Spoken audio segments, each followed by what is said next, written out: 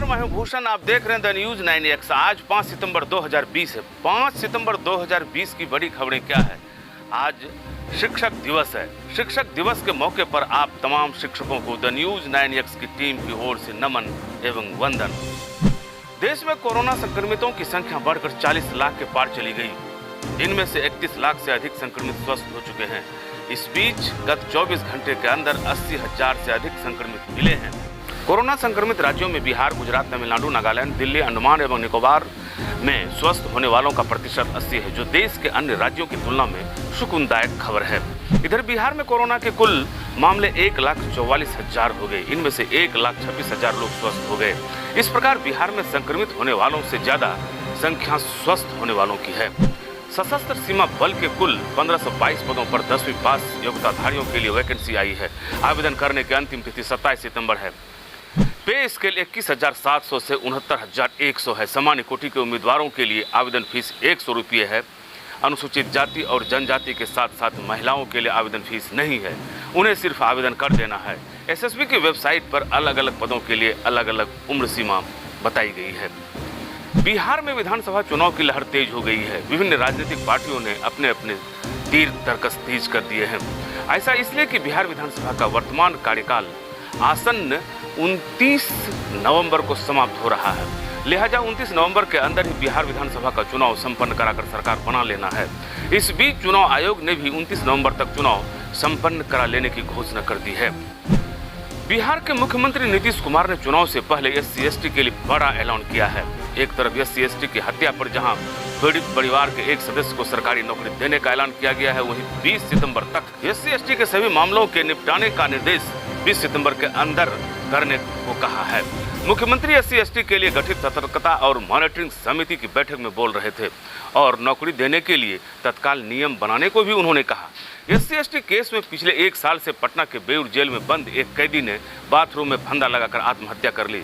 उसका नाम गौरी यादव बताया गया। वह पटना के बाढ़ का रहने वाला था। अगर आपका ड्राइविंग लाइसेंस अथवा वाहन से जुड़ी किसी भी तरह के सर्टिफिकेट की वैधता अवधि समाप्त हो गई है अथवा हो रही है, तो आपको थोड़ी भी चिंता नहीं करनी है, क्योंकि कोरोना और लॉकडाउन को लेकर परिवहन विभाग ने वैधता की सीमा 4 माह तक बढ़ा दी है। यानी 31 दिसंबर तक आपके फेल ड्राइविंग लाइसेंस वैध रहेंगे। आपको इस बीच कोई परेशान नहीं कर सकता।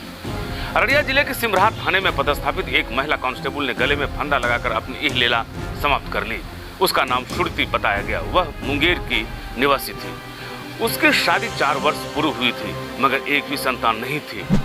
बांका में एक 65 वर्षीय महिला की पीट कर हत्या कर दी गई। मृतका का नाम मंजुला देवी बताया गया। वह मरिपा गांव के उपेंद्र रजक की धर्मपत्नी थी। घटना का कारण खेत में पटवन का विवाद बताया गया।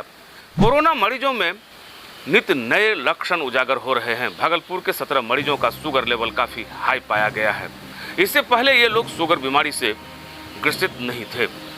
अब इन्हें कोरोना के इलाज के साथ साथ शुगर का भी इलाज कराया जा रहा है। जमीन विवाद को लेकर एक लड़की को पट्टीदारों ने जिंदा जला दिया। इस घटना में बावेला मच गया। घटना मुजफ्फरपुर जिले के रामपुर बखरी की है। मृतका का नाम सुफिया परवीन बताया गया। नालंदा में कोतरा गांव के समीप एक बस अनियंत्रित होकर पलट गई। इस घटना में एक की मौत हो गई और 40 के करीब लोग घायल हो गए। पूर्णिया कुर्सेला NH31 पर एक अज्ञात वाहन की चपेट में एक बाइक सवार की दर्दनाक मौत हो गई। यह घटना कोढ़ा के पास घटी है। इधर खगड़िया जिले के मानसी पुलिस ने शुक्रवार को 2 युवकों को आग्नेयास्त्र और जिंदा कारतूस के साथ गिरफ्तार कर लिया। बंगाल से बिहार की ओर शराब की खेप लेकर आ रहे 2 युवकों की फरिंगगोड़ा में गिरफ्तारी हुई है। यह गिरफ्तारी किशनगंज जिले के उत्पाद विभाग की टीम ने की है। पूर्णिया जिले के चोपड़ा बाजार में एक मक्का व्यवसायी की डिक्की से 63,000 रुपये उचक्कों ने उड़ा लिया।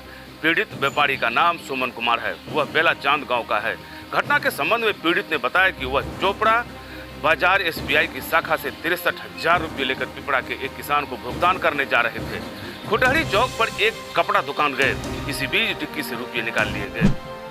बिहार के समस्तीपुर जिले के मोहनपुर से पुलिस ने गुप्त सूचना के आधार पर 3 देसी कट्टा, 1 कार्बाइन और 1 दर्जन जिंदा कारतूस के साथ 3 अपराधियों को गिरफ्तार कर लिया है। सुशांत सिंह राजपूत प्रकरण में रिया चक्रवर्ती के भाई शेविक और शेमुल मिरांडा को NCB ने पूछताछ के लिए गिरफ्तार कर लिया। इसकी चर्चा पूरे देश में और खासकर बिहार में होने लगी है। सुशांत के गृह जिला पूर्णिया में भी लोगों ने सुकून महसूस किया है। आसन्न विधानसभा चुनाव को लेकर महागठबंधन के घटक दल रालोसपा ने अपनी सीटों को लेकर सूची सौंप दी है। कयास लगाया जा रहा है कि सौंपे गए सीटों के लिए उम्मीदवारों के भी नाम दिए गए हैं।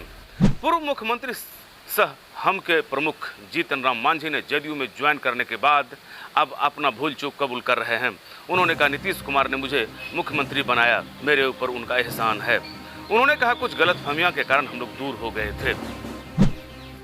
रांची रिम्स के वैली बंगला में इलाज करा रहे बिहार के पूर्व मुख्यमंत्री सजायाफ्ता लालू प्रसाद से मुलाकात करना कठिन हो गया है। इसके लिए जेल प्रशासन से अनुमति लेनी होगी। वहां मजिस्ट्रेट बहाल कर दिया गया है। अब चलते हैं मौसम की ओर। बिहार में 48 घंटे के अंदर 17 जिलों को ग्रीन अलर्ट किया गया है। तेज हवा के साथ वर्षा होगी। ऐसा इसलिए कि बंगाल की खाड़ी से ट्रफ लाइन बिहार होकर बड़ी तेजी से शिफ्ट हो रहा है। ये थी बिहार और बिहार से जुड़ी महत्वपूर्ण खबरें कैसी लगी अपना सुझाव कमेंट बॉक्स में दें। अगर आप हमारा ये वीडियो फेसबुक पेज के माध्यम से देख रहे हैं तो फेसबुक पेज लाइक करें। अगर आप हमारा ये वीडियो यूट्यूब पर देख रहे हैं तो YouTube channel the news 9X subscribe करें।